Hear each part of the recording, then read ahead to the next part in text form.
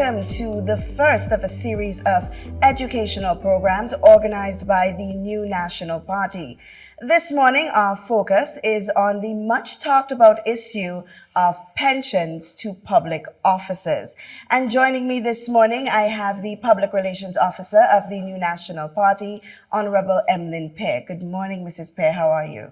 Good morning, and it's a pleasure to be on with you this morning. Yes, it is. So we're going to just start talking about it, get into it, because there's so much to talk about. And I think that this is an issue that really everyone, not just the supporters of the New National Party, but Grenadians in general, they're very interested and they want to know more and they want a lot of clarity on the subject matter. How important was the payment of pension to public officers as a matter for the New National Party administration? Right, so definitely a very important matter. Anything that concerns the people of Grenada, anything that affects the people of Grenada, of course, would have been a concern for administration. But I think it's important to establish that this is a long, old issue, dating back all the way back to 1983. And of course, we're going to deliberate on that later on in the program. The point is, successive governments from 1983 have been kicking down this issue down the road, including our government of the past.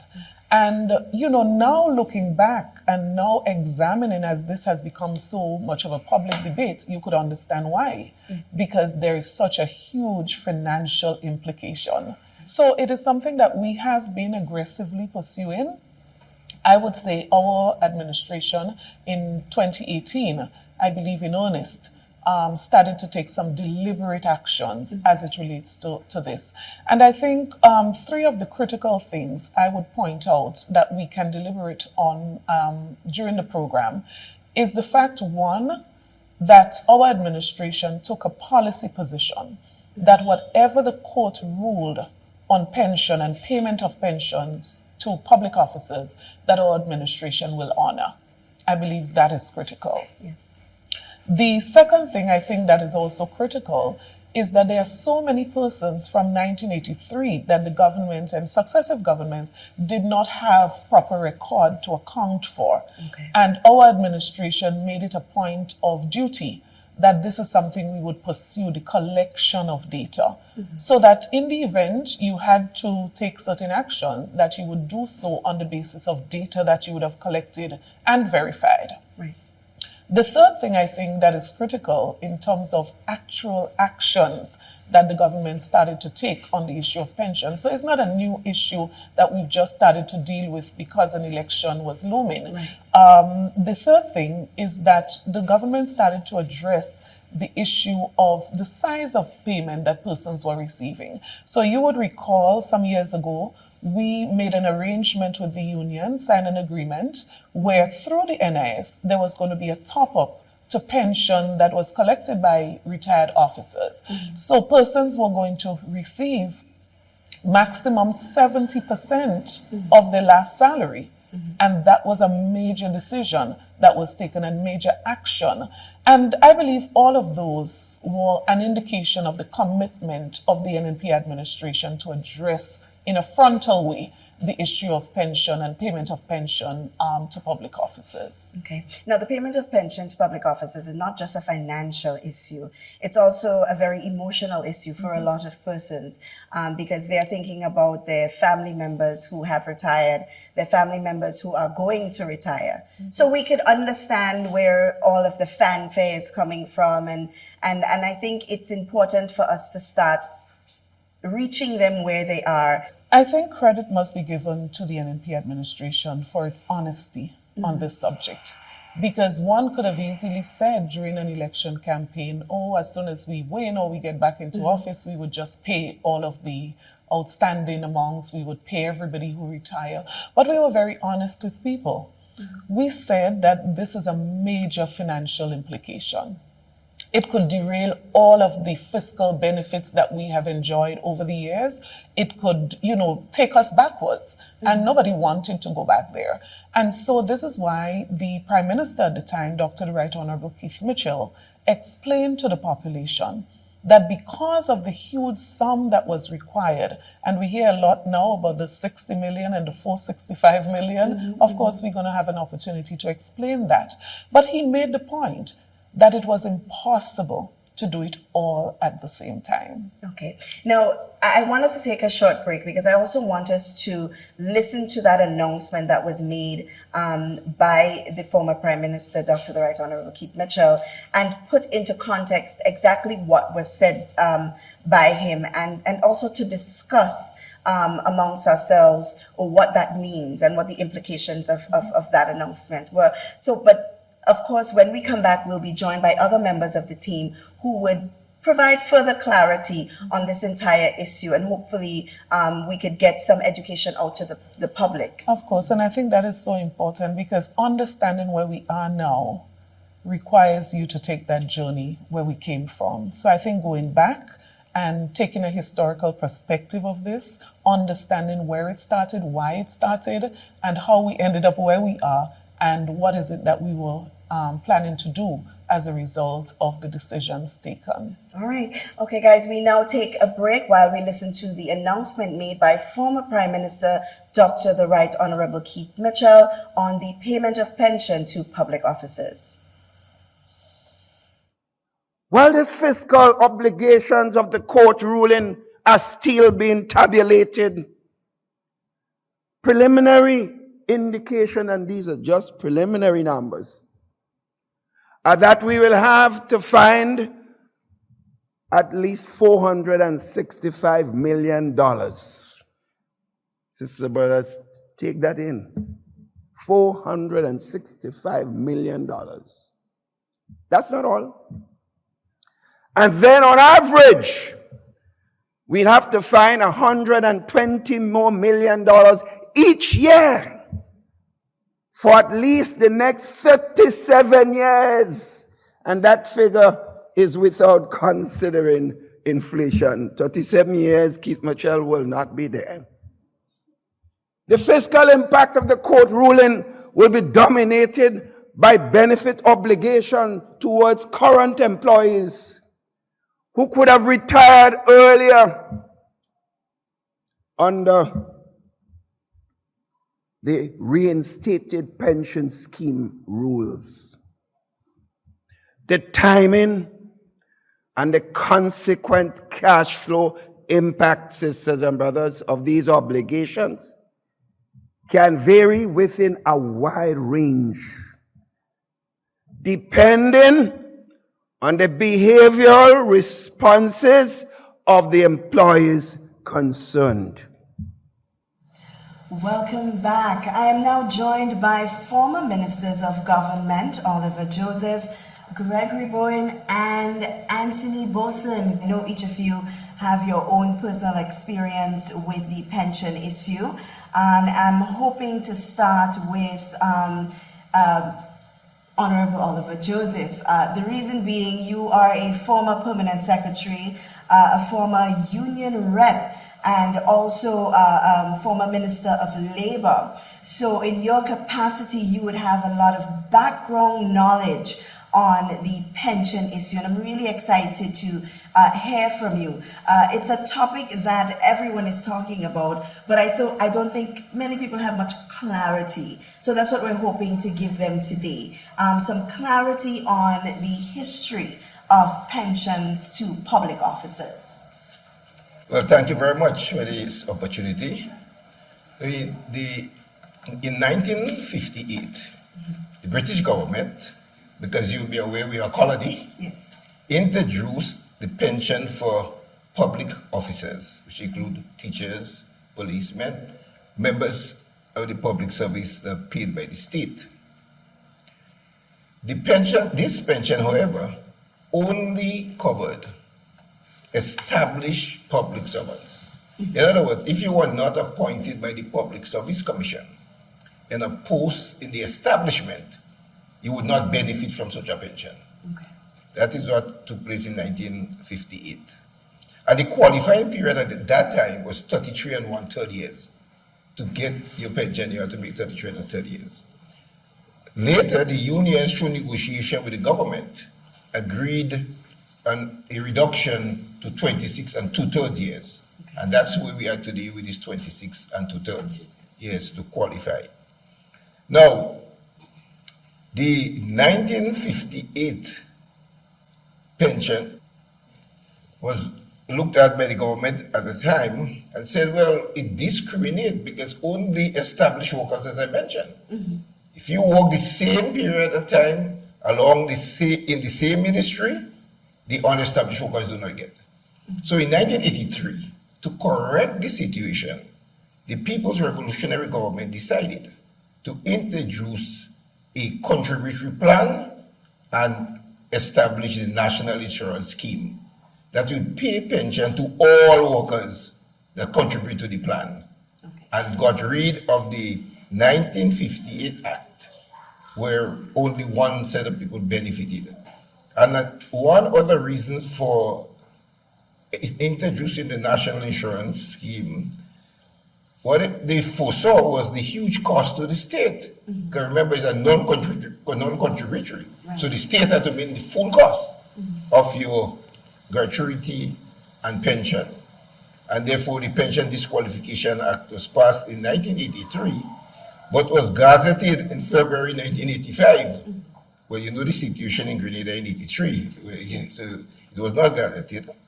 And in the Hummelin-Armstrong case, it was ruled that if you joined the service between April 4th, 83 and February 85, you will be qualified because of the fact that the act was only gazetted in 85. Okay. So although we had it as 4th of April 83 and disqualified everybody who came after the 4th of April, with her case, it moved into 1985.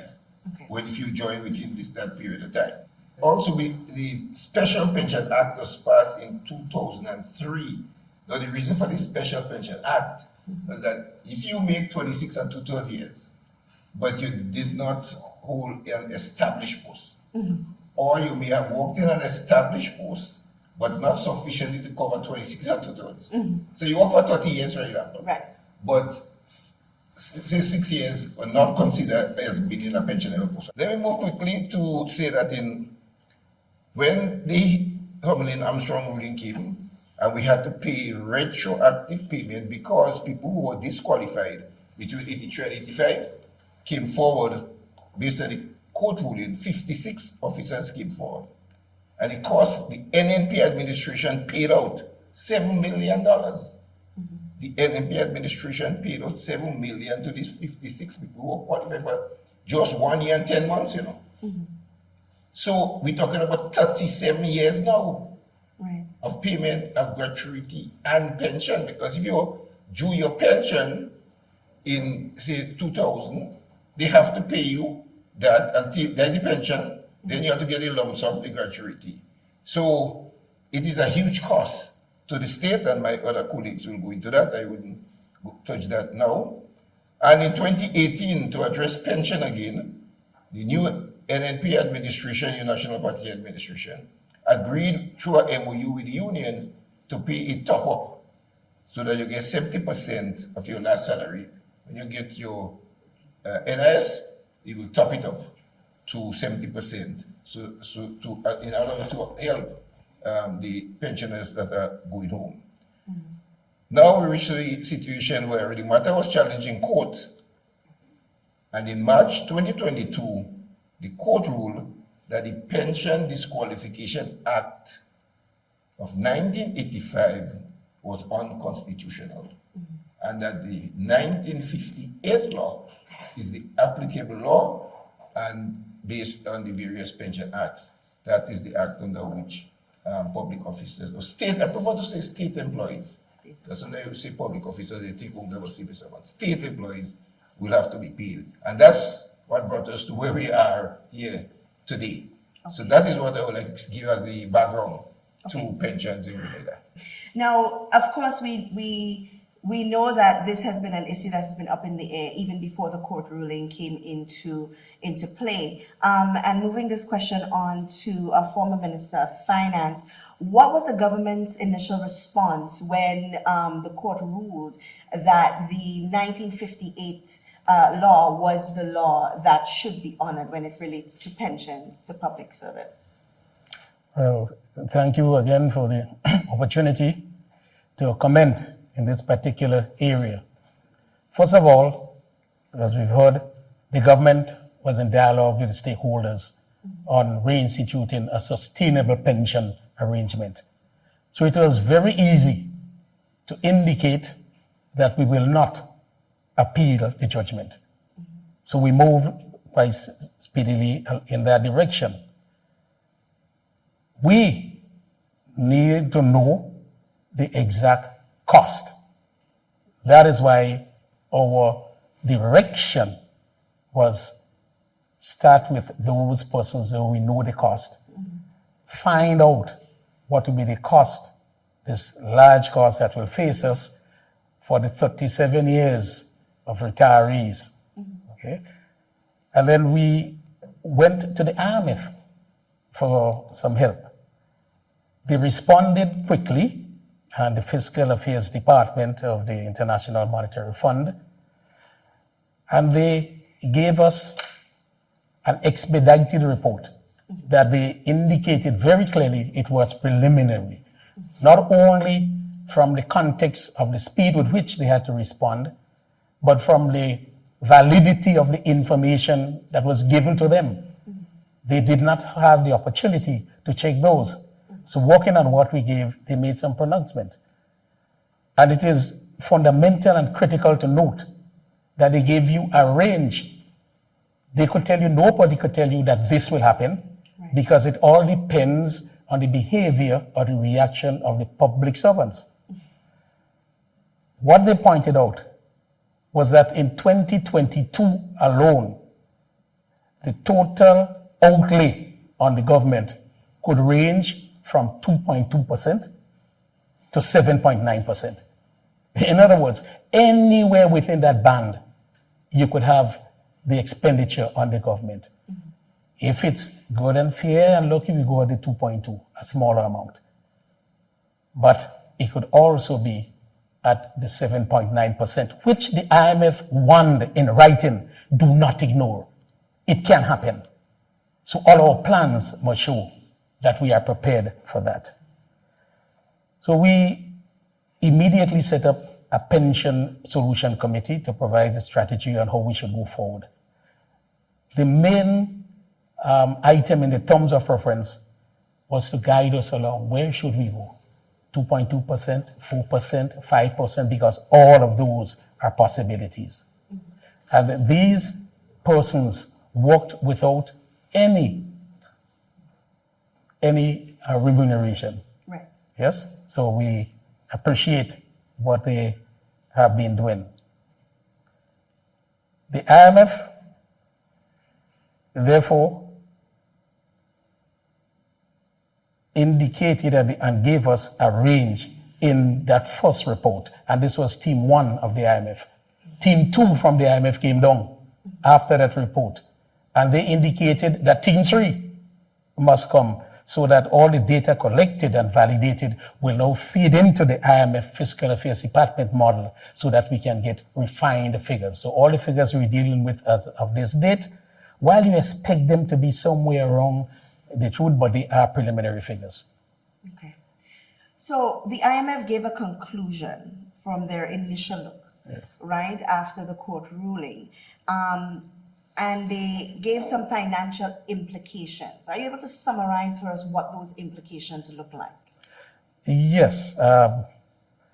Just before I get into this, I would tell you that one of the first recommendations from the Pension Strategy Committee, headed by Dr. Spencer Thomas, is that we should reinstitute the Pension Secretariat. And that was set up in 2018 when we engaged the stakeholders on a reform pension arrangement for all of the public service. Don't forget, you had 37 years where you do not have information on people. So the secretariat will be going out there asking people to come in. Yes?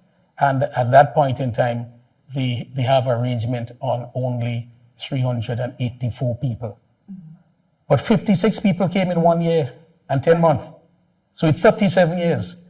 If you extrapolate this, you're talking about over at 1,000 persons, Right. 1152 persons. So if I go into the report from the preliminary report from the Fiscal Affairs Department of the IMF, it says that in 2022, we could face a situation where we have to pay out $253 million, and that will include present people in the public service. Here we hear a lot about those before, and we concentrate on that. But that 252, therefore, will include those persons who are now in the public service. And one issue, too, is that the Secretariat really got information on age, retired at 60. But the IMF pointed out that we were way off target because all those laws indicate that people can retire at 55. Right. They can retire once they make the 26 and 2/3 years, and this was never taken into account. Okay. So the fiscal affair, the strategy, the committee that we set up with Dr. Spencer Thomas, who recommended that the Secretariat be put back in place, also indicated that we must now look at all the other aspects. Because if you would have something like if you have over 1,000 persons and you only have 384 right now, what about the rest? Did you consider them? And we found out that consideration was not given to years of service, but only to those who retired at age 60. Just to give you an idea again, if we move into, you have figures, $51 million in 2023. That's in addition. This is what this will impose when you take all the persons now, pay them the large amount in 2022, but then you have to service them going forward. So in 2023, 51 million addition, and in 2030, you will have addition of 90.8 million. So as you go down the line, you figure the increase debt on the state will be something like $798.2 million. These are IMF figures. They have really clarified and say that these are preliminary figures, so you should not hold them to this year. The best, and that is the scenario. You have other scenarios where people retire at 55, and that will give you a total of $590.2 million. And you have the best scenario where everybody waits for 60. Right. And that will give you a total over the period of less than $400 million. Okay, and I'm glad we got to that point because this is actually the topic. This is actually where a lot of the confusion lies.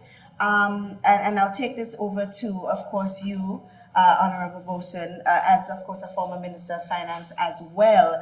The population is confused. I myself am very confused because we heard an initial announcement of a projection of $400 million being spent in pensions to public servants. Now, when the new administration came in, we had a figure of $60 million being told to the general public as a figure for pensions to public servants. Persons are questioning whether the outgoing administration blew the numbers up to make it seem as if, this issue was an issue that they couldn't just handle off the bat. This new administration is making it seem as if it's just $60 million and everything is fine. Can you give us some clarity on what the disparity in the figures are? Thank you very much, Ms. Duncan. I want to focus now primarily on the point you have raised, the apparent controversy with regards to the statement made by the former Prime Minister and the current Prime Minister, and to determine whether there was any intent to deceive the public in that regard. And up front, I will say clearly, after looking at the data, there was no intent to deceive, and I'll tell you why. There are three basic issues that we have to take into consideration in order to make sense of this apparent controversy. First of all, we have to agree on a database. What data are we looking at? And is there agreement on the data? And Former Minister Bowen indicated to you that the IMF, in collaboration with the Minister of Finance, provided the preliminary data. Yeah? So there is no differentiation with regards to what data the present administration is looking at and what I think the past administration is looking at. The second thing that we have to take into consideration are the basic assumptions underlying the data. Yeah, and you heard what Bowen made that point. The figures could vary based on the assumptions. Time you decide to retire, whether you want to take your gratuity up front, whether you want to opt for full, So based on that, you have variations in the data, right? So we have to agree, and I believe both sides agree on those assumptions. Where I believe we have different interpretation is on the timeline that we are looking at, yeah? So if we agree on both the database and the assumptions, the only thing that is left now, what timeline we are looking at, in what we call the temporal aspect of things, right? What are we looking at? What period are we looking at? And I believe this is where the apparent controversy seems to lie. And if we decide on the timeline, then we can all conclude that there is no big difference in what the present Prime Minister is saying as compared to the past. It all depends on what you are looking at. I believe that the present Prime Minister is looking at outstanding payments of arrears, right? Up to, but not inclusive of 2022, right? And that, the estimated figure is about $60 million based on the data. So that is not an issue. I believe, but what the past Prime Minister was saying is that we have to look at the liability that was inclusive of 2022. Right. And when we take all of the factors, Brother Bowen said, who will be retiring, at what age, those who have retired and now have to come on. Because if I retired 2 years ago, right, there's an arrears of payment, you owe me that back pay. But you have to put me current in going forward for 2022. Yeah, so you can say, well, you pay me my back pay, and that's it. That I become part automatically. I should be part of the system now. In addition to those who will be retiring at various, whether 26 and 2/3 you completed, whether 55 years or 60 in 2022. And if you look at that figure and you add it up, inclusive of that $60 million, you will come to a figure of roughly $465 million. I think that is the figure that the ex-Prime Minister was quoting. You have to take all of that liability. So in essence, come the end of this year, if no payment is made at all, roughly speaking, and using preliminary data, you will have a baseline outstanding liability of over $460-something million. Okay. Right? So that is why it's the apparent, And that it all depends on what you take into consideration. Everyone that has retired up to 2022. But remember, those who have retired up to not inclusive of 2022, because in the data, the 66 million is pre-2022 retirement, okay, right? The pre for the $60 million they're quoting, they're not inclusive of the 20. But if you look at the total data, if you add on the liability, right, for 2022, you have to include that 60 million because they have no, and who will be retiring because they have not been paid. Right. Because I do remember the current Prime Minister making note of the estates of. So we're speaking of individuals who may have passed and are liable to receive. Correct, they're still liable to receive. Their pensions. They're liable to receive their pension. estate. Yeah, their estate, yeah. Money. So we're speaking about basically back pay pension. The back pay, yes, back pay pension. up to 20, but not inclusive of 2022. Okay, and then we also have to take into consideration going forward, because I think what the population seems to forget is that the pension is not one-off. No. It is a continuum. And remember, when you look at that figure up to end of 2022, going forward, you still have to budget, Yes. What was there before, plus those that are coming now, is a continuum. Yes. Up to the next 20, 30 years, right? So you're talking about roughly $120 million again you have to add. When you're preparing your estimates of revenue and expenditure, you have to take into consideration those persons in order to remain current. But if you want to remain current up to the end of 2022, you have to look at that huge backlog. And that is why some experts are suggesting that government should look at issuing bonds or raising a loan to finance it. It was not the 60 million they were referring to. It is a larger component, yeah? But I think that is where the apparent contradictions seem to lie. And is there a possibility that the $60 million amount given by this current administration can change based on further data? It could change because I said these are preliminary data. There is nothing there is static. It could be more. But I was saying we're using a baseline data, but everything that could change.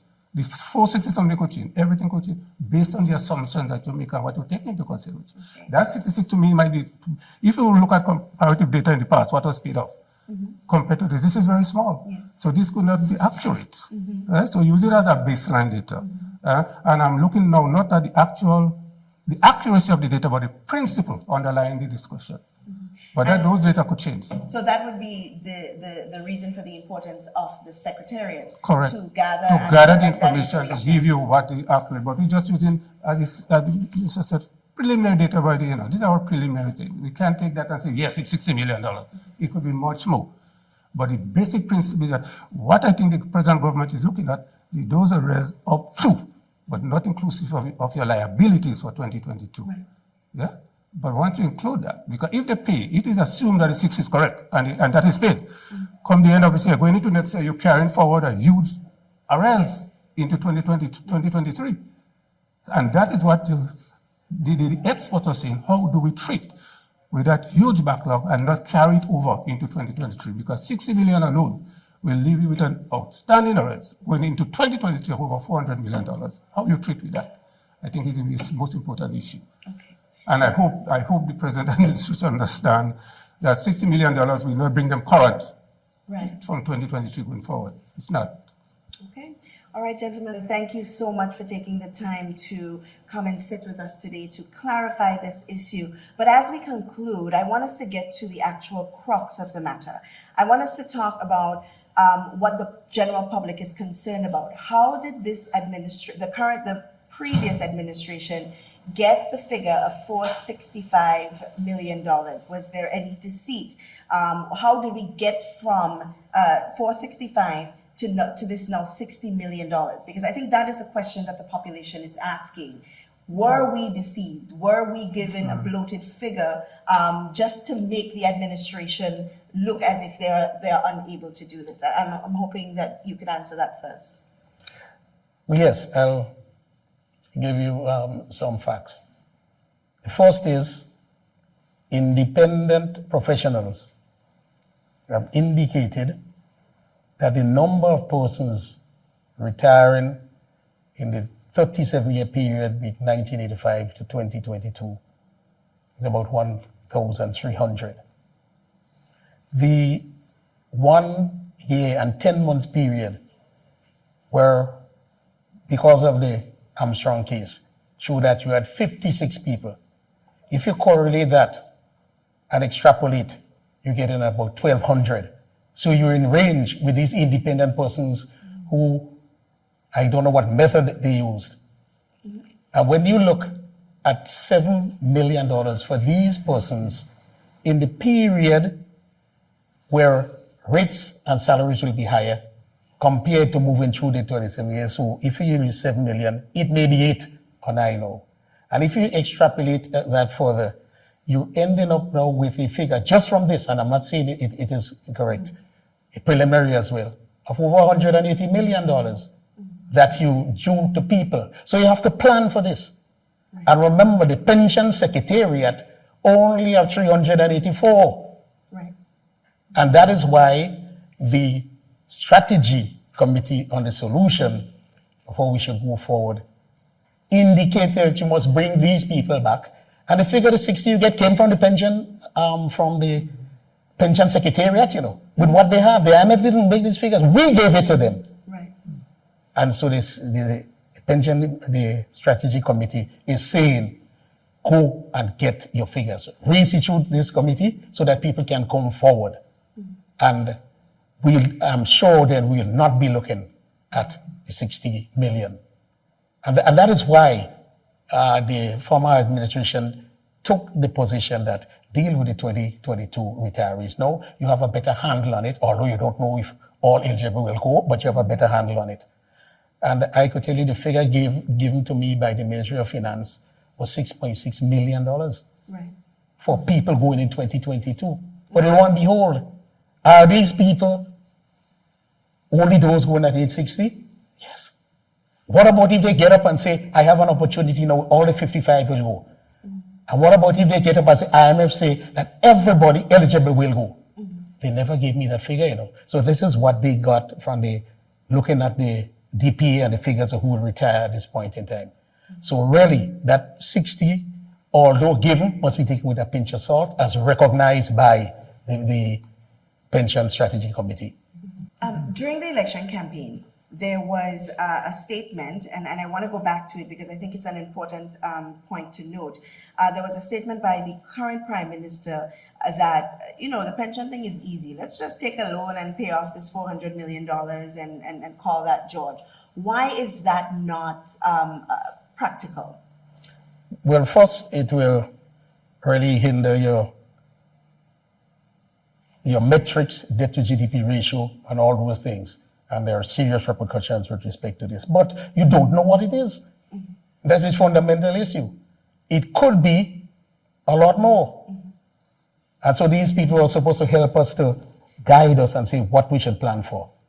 But more importantly, not more importantly, but along the lines where you have the build up to the 465, that includes all your pension outlay for 2022. You do have $75 million paid now to people, even without this. You have to take that into account. You have to take the 253, which was reduced from 281, into account. And then you also have to take a reasonable amount, because this 60 million, even the unions are asking about it now, it is 60 million there. So when you project along the lines, using proper tools and so, you have 465 million in the line for all those things. And remember, there are professionals who gave over 400 million just for the retroactive pay. So if you add on top of this, the people that could leave, their figure will hit the 600 million pay. What Brother Bowen is saying is correct, because we do not know what the actual figure will be. Very based on the Armstrong case, if you do simple calculation, that is totally off. But what we're saying, my contention is that I believe that the present administration, based on the data that they have, in terms of the $60 million, that is classified according to them as the back pay for pre-2022. Yeah.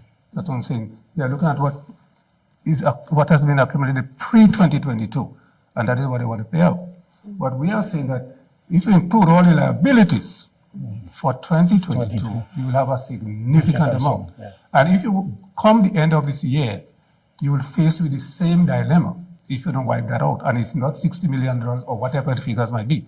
You have to take into consideration all of the liabilities for 2022. And that's our main issue.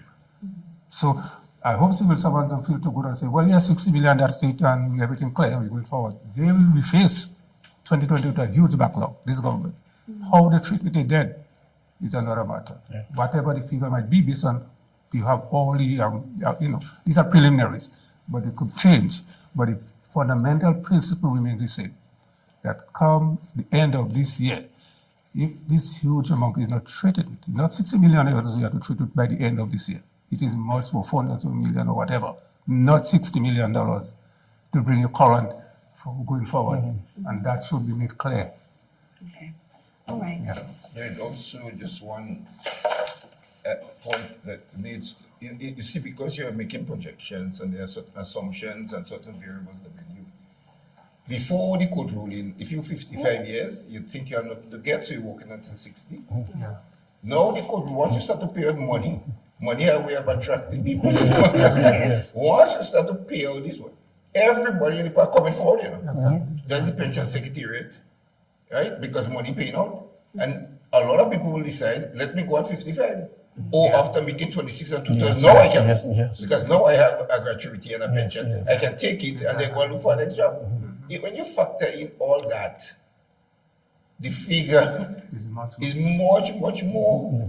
Everything. So, as the two former ministers of finance were saying, it depends on the assumptions that you make in the model, in every model that you have.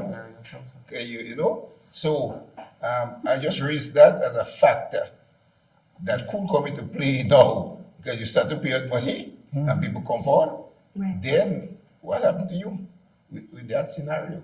Okay. So it's not whether 60 million right and 45 million right. That's not the issue. Yeah, not issue. Well, for the layperson, that is only the state. Yes. But For governance I and think for the governance of the country and when the reality will come home. The reality. The reality Yes. will come home when people start coming forward.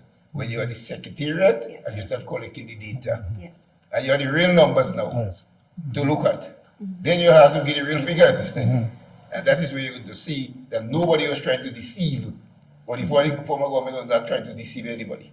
Right. Right? And that is what the reality is. The NNP administration, in their deliberation and looking at the pension issue, looked at it in a more holistic manner, took into account every possibility, and then made a decision based on that, not just looking at one class of people or one figure and trying to knock that out of the way just to get the population to feel comfortable, but to keep the population realistic on what is the impending amount.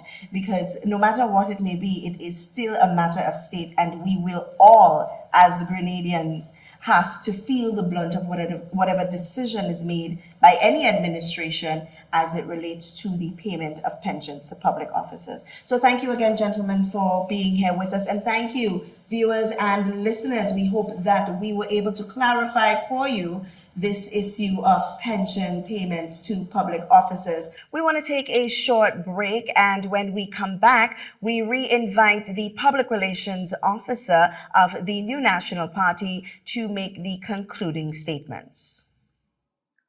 The court ruling has created two-pillar pension system for public sector workers, which, without further changes, would create a large fiscal burden on the state, since in its current construct, it is non-contributory. As part of the wider national dialogue, therefore, it is a matter that must be addressed through rational discourse and widespread consultation. As we conclude this morning, I re-invite the Public Relations Officer of the New National Party to put in summary how their administration, the previous NNP administration, arrived at the $465 million payout for pensions to public workers. So, as I said, and I want to start there, the New National Party administration was very cognizant of the huge financial implication of the court judgment. And so we chose to be extremely transparent and honest with the people. I would probably say at this stage, maybe we did not take sufficient time to explain sufficiently, which is why at this stage, you're asking, how did we arrive at 465? So if you listen to the conversation from the previous presenters, the contribution that they made, you would see very clearly where the 465 came from, right? And what I want to highlight now is three categories that would have been added together to give you 465. And I want to refer one to the 37 years retroactive payment. And if you're talking about 37 years retroactive payment, you're talking about all these people before 2022 who would have retired. So it means that you pay now the back pay, right? And you also bringing them current, because it means you also have to pay them in 2022. So that's category one, 37 years of back pay, retroactive payment of persons who would have been eligible. Then you have category two, all of the persons who are currently in the system, eligible for pension, and are going to be retiring today. I mean, in 2022, sorry, not today, in 2022. Now, these people can also fall in two categories. So you can have category one, who would be the persons turning 60 and retiring in 2022. But you also have those who would be eligible but not yet 60 who may choose to retire in 2022. So when you add the retroactive, plus you add those who are retiring in the current year, 2022, and then you add a third category, all the persons who are currently receiving pension from the government. These persons, their figure also need to be added to 2022 and whatever payments you're going to make in 2022. So the administration did not pull 465 from a cap. It didn't fall from the sky. It was thorough, detailed assessment that included technical experts. So when you compare 465 and 60, you must know that people are speaking about two totally different things. The current administration, when they speak of $60 million, they're speaking about arrears, retroactive payments. But guess what? No one can say for sure that it's $60 million. That is an estimated figure. Right. Why? Because the data that you have currently is incomplete, meaning that you don't have the data of every person who worked with government before 2022 who would have been eligible. And that is why every expert advised reopen the secretariat, let people come forward with the evidence. I worked X place or Y place, and so was my supervisor. And here is a notarized letter to prove that I did. And when you have all of that, then you can say with certainty, it's Y or it's X million. But guess what? It wouldn't be less than 60 million. It is more than likely going to be more than 60 million, but that is just retroactive. The three categories is what we spoke about. We were not just speaking retroactive. Retroactive was only one component of the three. Okay. Thank you so much for viewing and listening. We hope to be with you again to talk about not just the matter of pension, but issues that arise in the general public that may need a little further explanation. So thank you so much for being with us, and thank you for viewing.